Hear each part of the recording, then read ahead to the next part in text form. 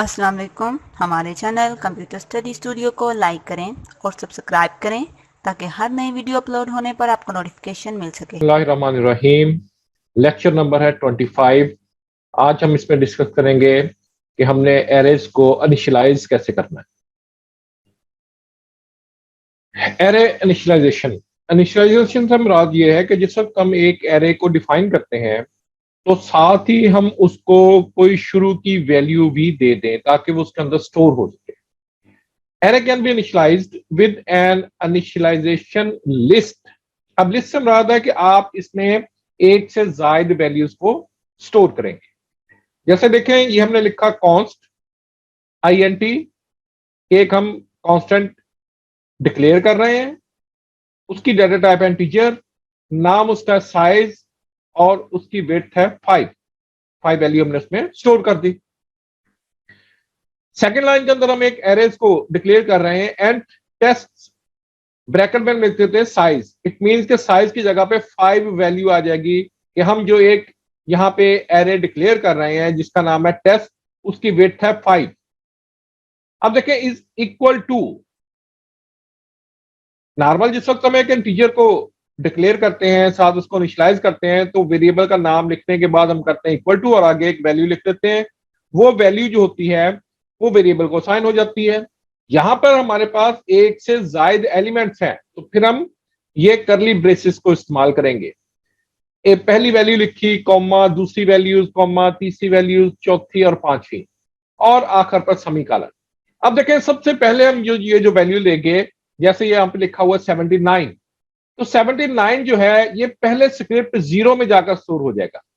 ये स्क्रिप्ट 1 में 2 3 4, तो ये 5 वैल्यूज आपके 5 एरेज के स्क्रिप्ट में जाकर स्टोर हो जाएंगी। The values are stored in the array in the order in which they appeared in the list.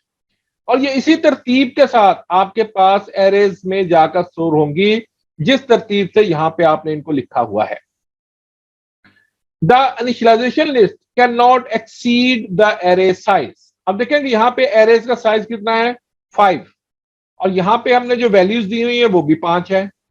तो जितना हमारे पास एरे का साइज होगा उससे इन वैल्यूज को हमने एक्सीड नहीं करना। हम 7 8 या 10 वैल्यूज यहां पर नहीं देंगे। जितनी विड्थ होगी आपकी एरेज की उतनी ही वैल्यूज आपने यहां पे राइट करनी है। फर्ज करें आप वैल्यूज कम दे देते हैं, आपने विड्थ इसकी रखी थी 5, आप वैल्यूज यहां पे दे देते हैं 3, तो पहली वैल्यू 0 में, 0 स्क्रिप्ट में, दूसरी वैल्यू 1 और तीसरी वैल्यू 2 में स्टोर हो जाएगी। अब 2 आपके पास एलिमेंट बच जाएंगे तो उनमें ऑटोमेटिक वो 0 को स्टोर कर देगा। तो कहने का मकसद यह है कि आपने एरेज की विड्थ से ज्यादा वैल्यू यहां पर नहीं देनी, कम आप दे सकते हैं। देखिए, कॉन्स्ट इंटीजर मंथ्स 12, हमने क्या किया, एक कॉन्स्टेंट डिक्लेयर किया, नाम उसका रखा मंथ्स, डेट टाइप उसकी इंटीजर है और उसमें हमने 12 की वैल्यूज को स्टोर कर दिया। एंड डेज मंथ, एक हमने एरे डिक्लेयर किया, डेटा टाइप उसकी इंटीजर और उसकी विड्थ कितनी हो जाएगी, 12। देखिए यहां पे हम करते हैं इक्वल टू 31 28 31, ये हम मुख्तलिफ वैल्यूज यहां पे लिख देते हैं। टोटल हैं कितनी, 1 2 3 4 8 12, टोटल 12 वैल्यूज है। पहली वैल्यू स्टोर हो जाएगी 0 में, दूसरी 1 2 3 4 5 अप टू 11 तक ये स्टोर हो जाएगी। अब ये वैल्यू तो स्टोर हो गई है। अब आप इसको अगर डिस्प्ले करके देखना चाहते हैं तो सिंपल सी आउट की कमांड आप फॉर लूप के जरिए यूज कर सकते हैं। For and count is equal to 0। अब देखें यहां पे हमने 0 क्यों लिखा, क्योंकि हमारा जो स्क्रिप्ट होता है एरेज का वो 0 से स्टार्ट होता है। Count less than is equal two month, जब तक काउंट की वैल्यू लेस रहेगी मंथ से, सी आउट प्लस प्लस, उसमें एक का इजाफा करता जाए और ये जो नीचे वाली 2 लाइन है इनको डिस्प्ले एग्जीक्यूट करता जाए। पहली लाइन क्या है, सी आउट मंथ काउंट प्लस 1। अब यहां पे काउंट प्लस 1 हमने लिखा क्यों है, वो इसलिए कि हमारे स्क्रिप्ट की वैल्यू तो होती है 0। तो अगर हम यहां पर देखें मंथ आ जाएगा आपके पास 0 अगर हम यहाँ पे काउंट प्लस 1 नहीं लिखेंगे। तो इसलिए इसको 1 डिस्प्ले करने के लिए मंथ में हमने 1 का इजाफा किया। आगे वर्ड आपके पास हैज, ये एज इट इज आपके पास डिस्प्ले हो जाएगा। सी आउट फिर डेज, ये डेज लिखा हुआ आ जाएगा। डेज काउंट, अब काउंट में इस वक्त क्या है, काउंट की वैल्यू फर्स्ट टाइम कितनी है 0, तो यहां पे जो 0 की वैल्यू है, 0 की वैल्यू क्या है 31, ये 31 यहां पे डिस्प्ले हो जाएगा और आगे डेज लिखा हुआ आ जाएगा। फिर 1 का इजाफा हो जाएगा, काउंट की वैल्यू हो जाएगी 1। अब यहां पे मंथ, ये मंथ लिखा आ गया। काउंट प्लस 1 2, ये 2 लिखा आ गया। Has as it is. Days count, अब यहां पे काउंट की वैल्यू कितनी आएगी 1। 1 में आपने क्या स्टोर किया था 28, देखिए 28 यहां पे डिस्प्ले हो रहा है। अब यहां पे आपने कंफ्यूज नहीं हो जाना कि ये काउंट प्लस 1 लिखा हुआ है तो इसमें 1 का इजाफा होकर ये उसकी वैल्यू को बढ़ा देगा, नहीं, ये सिर्फ डिस्प्ले के लिए है क्योंकि ये सी आउट के अंदर यूज हो रहा है। If array is initialized with the few initial values, then the size declarator remaining element will be set to 0। अभी मैंने आपको बताया था कि आपके पास जितनी उसकी विड्थ है उतने एलिमेंट आपने इसमें इनिशियल वैल्यूज देते हुए स्टोर करने। अगर आप उससे कम कर देंगे तो ऑटोमेटिक बाकी जो बच जाएंगे उनमें 0 स्टोर हो जाएगा। लाइक देखें, ये हमारे पास एरे है इंटीजर नंबर 7 और उसके अंदर हम 1 2 3 4 वैल्यूज को स्टोर कर रहे हैं। पहली वैल्यू 0 में स्टोर हो गई, 2 यहां पे स्टोर, 4 इसमें और 8 यहां पर। 3 स्क्रिप्ट तक हमारे पास यूज हो गया है। इट मींस के 4 वैल्यू स्टोर होगी, बाकी बात की 3, अब तीनों में वो 0 0 स्टोर कर देगा। Can determine array size by the size of the initialization list. लेकिन जिस वक्त हम एक एरे को डिफाइन करते हैं हम उसकी विड्थ ब्रैकेट के अंदर देते हैं। कहते हैं कि अगर आप इस ब्रैकेट में उसकी विड्थ नहीं देते तो अब ये कैसे डिसाइड करेगा कि ये जो हमने एक एरे डिफाइन किया हुआ है क्विज़िस के नाम से, जिसके डेटा टाइप है इंटीजर, इसमें कितने एलिमेंट स्टोर होंगे या इसकी विड्थ कितनी है। वो कहता है कि ये डिपेंड करेगा ये इसके इनिशियल वैल्यूज के ऊपर। आपने यहाँ पे 1 2 3 4 वैल्यूज दी हैं तो ऑटोमेटिक आपके पास जो एरे बनेगा वो 4 विड्थ का बन जाएगा अगर आप ब्रैकेट को खाली छोड़ देते हैं। Must use either array size declarator or initialization list at array definition। लाजमी करता आप उसको यूज करें डिक्लेरेटर को या एरेज लिस्ट को। Character array can be initialized by including string in double quotes। अगर आप एरेज एक डिफाइन कर रहे हैं, डिक्लेयर कर रहे हैं, लेकिन उसकी डेटा टाइप आपके पास है स्ट्रिंग या जिसको आप कैरेक्टर्स का नाम देते हैं, उसको कैसे हम बनाएं। देखिए सेम उसी तरह से const int size is equal to 6, constant हमने डिक्लेयर किया, डेटा अब उसकी इंटीजर है, नाम उसका साइज है और उसमें 6 की वैल्यू स्टोर कर। नेक्स्ट देखें, अब यहां पे हम कर रहे हैं CHER, हम कैरेक्टर टाइप एरेज यहां पे डिक्लेयर कर रहे हैं। नाम उसका हमने रख दिया एफ नेम, फर्स्ट नेम।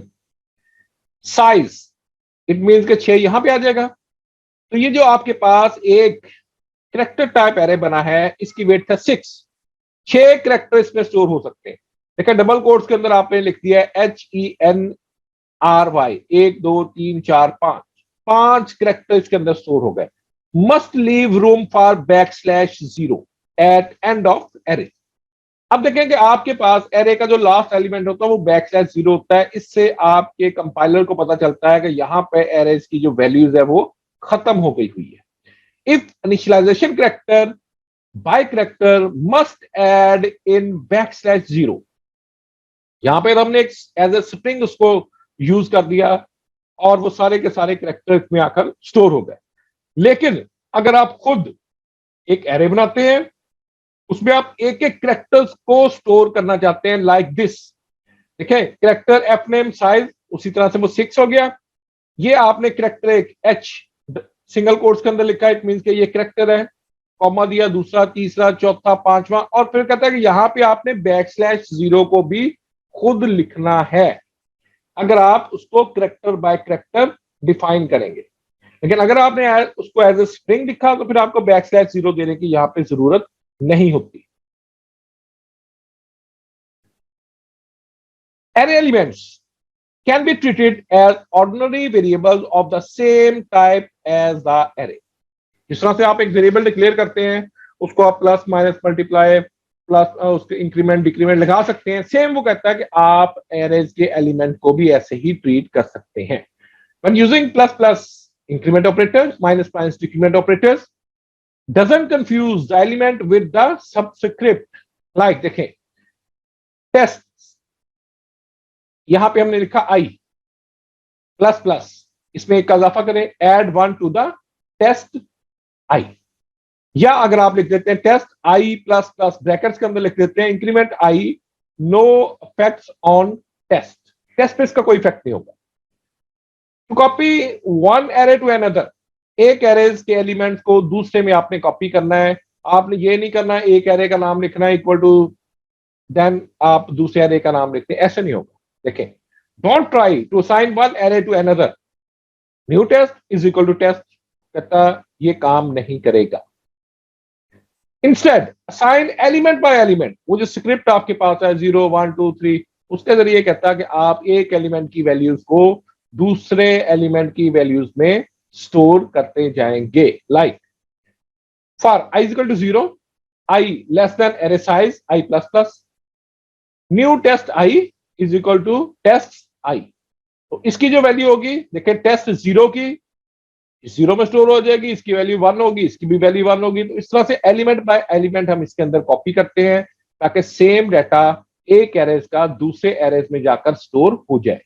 ये नहीं करेंगे एक एरेज का नाम यहां पे लिखा इक्वल टू दूसरे एरे का नाम, तो वो एरर आपको देगा। You can display the contents of a characters array by sending its name to C out.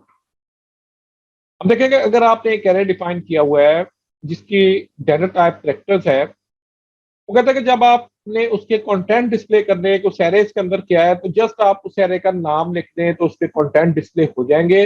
लेकिन ये काम सिर्फ हम कैरेक्टर टाइप एरे के साथ ही कर सकते हैं। जैसे देखें यहाँ पे हमारे पास है कैरेक्टर, एफ नेम ब्रैकेट हमने खाली छोड़ दी और यहाँ पे हमने लिखा HENRY, ये ऑटोमेटिक इसके अंदर जाकर स्टोर हो जाएगा। हमने इसकी विड्थ नहीं बताई तो वो एडजस्ट कर लेगा। अब सी आउट एफ नेम, सिर्फ हमने यहाँ पे एरे का नाम लिखा, उसका एलिमेंट कौन सा डिस्प्ले करना है ये नहीं लिखा। एंड लाइन, तो ये तमाम के तमाम आपके पास यहाँ पे डिस्प्ले हो जाएंगे। But it this only work with characters array, लेकिन ये काम सिर्फ कैरेक्टर एरे के साथ होगा।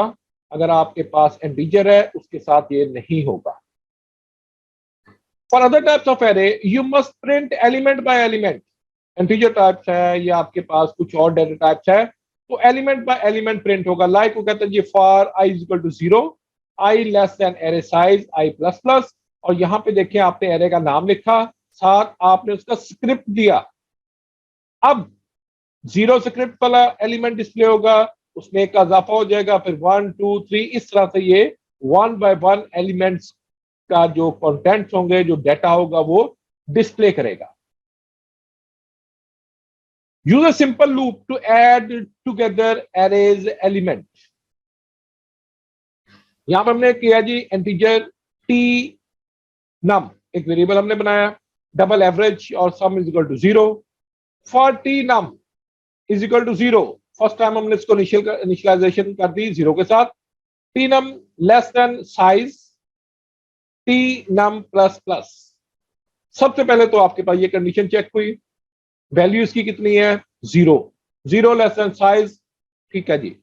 सम plus is equal to test t num, sum में पहली मतलब क्या है 0, क्या करेगा टेस्ट एरेज का नाम, इसकी जो फर्स्ट वैल्यू है 0 स्क्रिप्ट की वो आपके पास सम में आकर स्टोर हो जाएगी। फिर इसमें एक का इजाफा हो जाएगा t num, 2 3 4 ये बढ़ता जाएगा। कब तक, जब तक ये आपके पास कंडीशन ट्रू है। तो वैल्यू सम के अंदर स्टोर होती है कि लास्ट पे आप क्या करेंगे जी, one sums can compute average, average equal to sum divided by the size, आपके पास उसकी एवरेज निकल आएगी। उस तरह से हम फॉर लूप के जरिए जो स्क्रिप्ट होते हैं उनसे डाटा को किसी भी एग्जीक्यूशन के अंदर इस्तेमाल कर सकते हैं। Find the highest values in an array, कोई भी एरे है उसमें हमने जो मैक्सिमम वैल्यूज है उसको हम फाइंड आउट करना चाहते हैं। एंड काउंट, एंड हाईएस्ट एक वेरिएबल बना लेते हैं जिसमें हम हाईएस्ट वैल्यू स्टोर कर लेंगे ताकि हमें थोड़ा सा याद हो। तो सबसे पहला काम आपने क्या करना, highest is equal to num zero. जो पहले आपके पास एरेज का जीरो स्क्रिप्ट पे नंबर होगा पहला, वो आपने हाईएस्ट में स्टोर कर देना है। पहला एलिमेंट का डाटा हाईएस्ट में स्टोर हो गया। अब हो सकता है कि ये हाईएस्ट नंबर हो या लोएस्ट हो, वो आगे हम देखते हैं कि प्रोग्राम में हम इसको कैसे यूज करेंगे। पहला काम ये, count is equal to 1, count less than is equal to size, count plus plus. ठीक है, कंडीशन चेक कोई यहां पे आ गया। If numbers count greater than highest, इसमें क्या था, हाईएस्ट में पहला एलिमेंट हमने स्टोर कर दिया। अब पहला स्क्रिप्ट का डाटा वो चेक करेगा, अगर वो हाईएस्ट होगा, किस ग्रेटर होगा किससे, हाईएस्ट से, तो आपके पास वो जो 1 है नंबर्स का डाटा वो हाईएस्ट पे स्टोर हो जाएगा। फिर वो एक का इजाफा करेगा, दूसरे एलिमेंट को चेक करेगा, अगर उसकी वैल्यू हाईएस्ट से ग्रेटर होगी तो वो हाईएस्ट में स्टोर हो जाएगी, अगर नहीं होगी वो उसको स्किप कर देगा। इस तरह से 1 बाय 1 तमाम एलिमेंट चेक होंगे। जो हाईएस्ट आपके पास स्क्रिप्ट का नंबर होगा उसका डाटा हाईएस्ट में स्टोर हो जाएगा और आप इसको बाद में कहीं पे भी डिस्प्ले करके चेक कर सकते हैं। When this code is finished, the highest variable will contain the highest values in the numbers array. जब वो कहता है कि ये प्रोसेस कंप्लीट हो जाएगा, तमाम एलिमेंट्स को चेक कर लेगा, तो हाईएस्ट वैल्यू जो होगी वो हाईएस्ट वेरिएबल के अंदर आकर स्टोर हो गई है और आप उसको कहीं पे भी डिस्प्ले करके देख सकते हैं। Thanks for watching the lecture. इंशाल्लाह मिलते हैं नेक्स्ट लेक्चर में। उस वक्त तक के लिए अल्लाह हाफिज। हमारे चैनल कंप्यूटर स्टडी स्टूडियोज को लाइक करें, सब्सक्राइब करें और बेल आइकन पे क्लिक कर दें ताकि हर नई अपलोड होने वाली वीडियोस का नोटिफिकेशन आपको मिलता रहे।